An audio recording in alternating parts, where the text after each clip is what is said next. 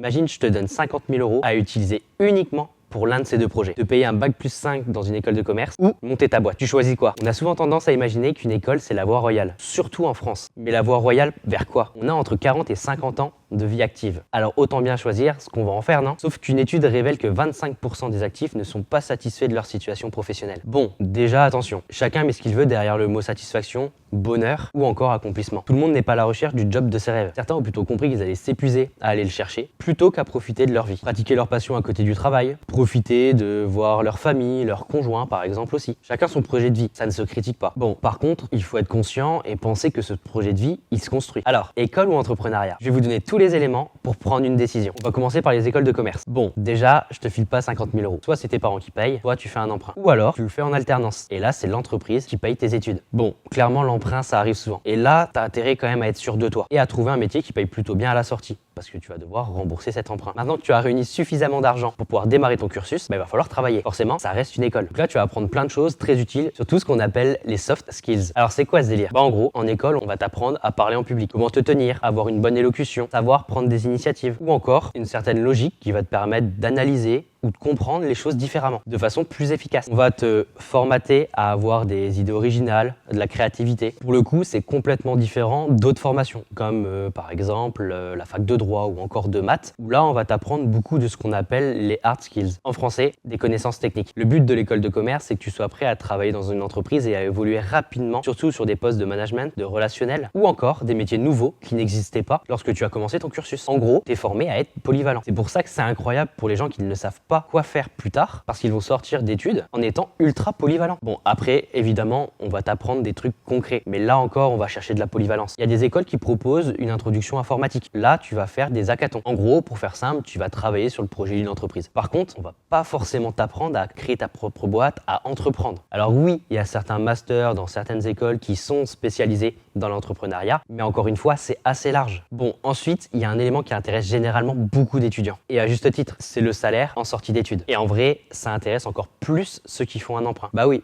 forcément, ils vont devoir rembourser des dizaines de milliers d'euros. Donc concrètement, ils vont commencer dans la vie active avec un prêt à rembourser. Donc l'intérêt pour eux, c'est quand même d'avoir assez pour vivre. Donc parlons un peu des salaires. Alors, je me suis renseigné, je suis tombé sur l'enquête 2024 de la conférence des grandes écoles, qui indique que le salaire annuel brut moyen des jeunes diplômés d'écoles de commerce en 2023 s'élève à 40 241 € hors prime et 45 875 € avec prime. Donc là, on voit que c'est des très bons salaires. Ça propulse directement les étudiants dans le tiers des gens les plus riches de France. Mais est-ce que c'est suffisant pour assumer un bon rythme de vie avec un prêt à rembourser? Je vous laisse vous faire votre propre idée. Après, il y a un élément qui revient souvent autour des écoles de commerce, c'est le statut social. Je rencontre souvent des gens qui se présentent et très vite, ils partent de leur étude. Et encore plus souvent si c'est une école de commerce. Bonjour, Marc Salomon, EM Lyon. Ça plante le décor. Sauf que c'est pas parce que tu sors d'école de commerce que tu vas obligatoirement trouver un taf. Ça semble être la voie royale, mais c'est pas si royal que ça au final si tu galères à trouver un taf après tes études. Après, comme dirait un grand homme, le plus important, ce ne sont pas les cartes, c'est ce que vous en faites. Tu peux faire une école et monter ta boîte après, ou le faire en parallèle de tes études. Et si jamais, dans le pire des cas,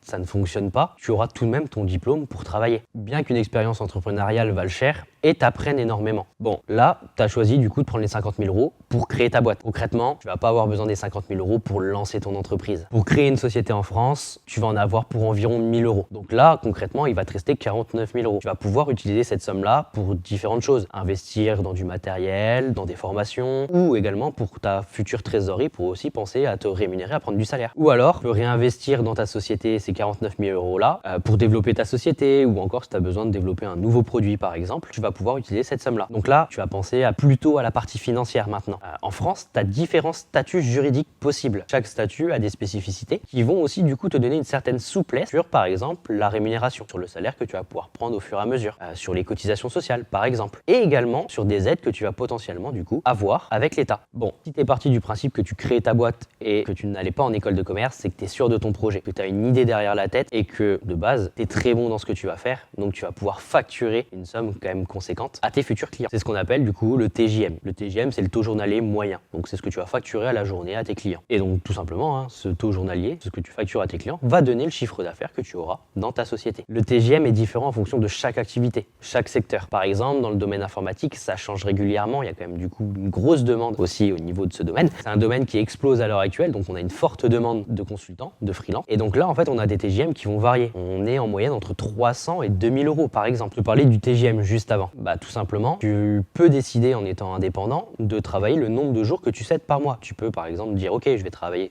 30 jours dans le mois, comme 15 jours. Ou alors dire pendant 2 mois, je prends des vacances. Donc là, en fait, tu te rends compte que tu es ton propre patron. Tu es libre, en fait, de choisir tes clients, de choisir la durée de la mission ou de tes jours, du coup, de disponibilité. Ou encore, de travailler d'où tu veux. Et donc, comme je te disais tout à l'heure, si tu lances ta boîte, c'est que tu as ton projet en tête. C'est ton idée. Donc, c'est quelque chose qui vraiment va animer la flamme qui est en toi. Et donc, concrètement, tu vas te donner à fond tous les jours et tu as un objectif en tête que tu lâcheras pas. Et c'est ce qu'on appelle, en fait, l'aventure entrepreneuriale. Ok, bon, il faut aussi ne pas se le cacher, c'est parfois dur parce que tu vas devoir trouver tes clients, faire ta communication, donc toute la publicité.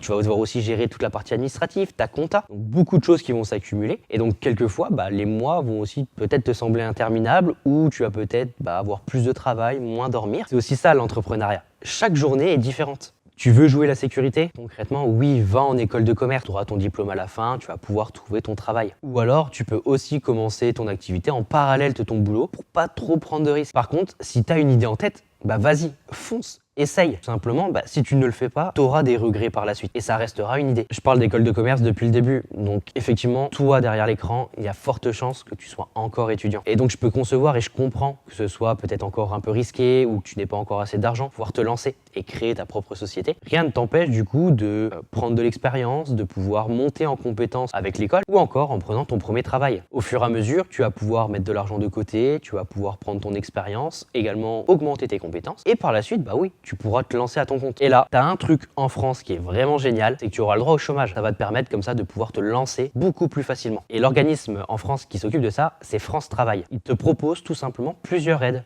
Pour cela, tu as 3 aides possibles. La première, c'est l'ARE, qui est du coup de toucher tes droits au chômage tous les mois, donc mensuellement. La deuxième aide, c'est l'ARCE, l'ARS, où là, on va te permettre de toucher 60% de tes droits sous forme de capital, en 2 versements. Et ensuite, tu as la dernière aide, qui est l'ACRE, donc ça, c'est l'exonération partielle des cotisations sociales la première année. Par contre, si tu es vraiment sûr de toi et que tu veux te lancer dès maintenant, je vais te donner quelques conseils. Le plus important, c'est de savoir quel produit ou quel service tu vas faire. Tu veux te lancer, je pense que tu as déjà une idée concrète de ce que tu vas proposer. Par contre, ce qui est important, c'est tout simplement de savoir à qui tu vas t'adresser, quelle est ta cible. Ensuite, apprends à vendre, c'est super important pour toi. Et là, il y a une erreur que je vois avec les entrepreneurs que j'accompagne au quotidien, c'est le prix. Concrètement, tu as 2 choses. La première, c'est soit tu vas baisser ton offre, donc baisser ton prix pour, dans ta tête, attirer plus de clients. Là, je parle du coup lorsqu'on vend un service, mais si tu as un produit, ça peut être assimilé du coup à du low cost. Et l'autre erreur, c'est pas du coup de baisser ton tarif, mais de survendre. Tu vas augmenter ton tarif par rapport à tes autres concurrents. Donc le problème, c'est que tu vas avoir beaucoup moins de demandes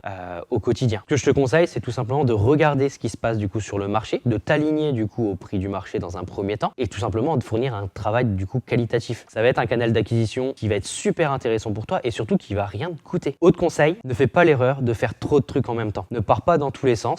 Reste focus du coup sur une seule chose, un seul produit ou un seul service que toi tu es à l'aise et que tu vas du coup pouvoir montrer la qualité de ton service. Autre chose, renseigne-toi également sur toutes les conditions légales de ton activité. Tu vas avoir certaines activités qui vont être réglementées. On va te demander des diplômes par exemple pour pouvoir te lancer. Ou alors on va aussi pouvoir te demander des assurances spécifiques à ton activité. Important, fixe-toi des objectifs. Tu vas être obligé au quotidien de te mettre des objectifs.